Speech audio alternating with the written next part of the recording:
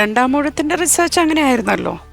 I don't know if he spoke to you. പിന്നെ 12 കൊല്ലം 12 വർഷം research ചെയ്തതിന് ശേഷമാണ് രണ്ടാമൂഴം എഴുതി. ഈ രണ്ടാമൂഴം ഈ ഭീമന്റെ ജീവിതത്തിലെ നിരന്തരമായിട്ടുള്ള രണ്ടാമൂഴങ്ങളാണ് അതിൽ വരുന്നത്. അത് വീണ്ടും സിനിമയാക്കാൻ പോകുന്നു എന്നുള്ള ചില കാര്യങ്ങളൊക്കെ അവിടുന്ന് കേൾക്കുന്നുണ്ടല്ലോ, അതിനെ കുറിച്ച് പറയൂ. ഇനി അച്ഛൻ്റെ ഒരു വലിയ ആഗ്രഹമായിരുന്നു അത്. സ്ക്രിപ്റ്റൊക്കെ ഉണ്ടല്ലോ, എഴുതി വെച്ചിട്ടുണ്ട്. പിന്നെ അതൊരു ഇതുവരെ ഇന്ത്യൻ സിനിമ കാണാത്ത രീതിയിൽ ഒരു വലിയ സിനിമയായി വരണം. അതിനൊരുപാട് നമ്മളത് 2020 മുതൽ അതിനുള്ള ശ്രമങ്ങൾ തുടങ്ങിയിരുന്നു. പിന്നെ കോവിഡൊക്കെ ആയത് കാരണം അതിങ്ങനെ കുറച്ച് സമയം നീണ്ടു. ഇപ്പം അതൊരു അച്ഛനും കൂടി ധാരണയുള്ള ഒരാളെ നമ്മൾ ഏൽപ്പിച്ചിട്ടുണ്ട്. വൈകാതെ അതിൻ്റെ അനൗൺസ്മെൻ്റ് ഉണ്ടാവും. Very good.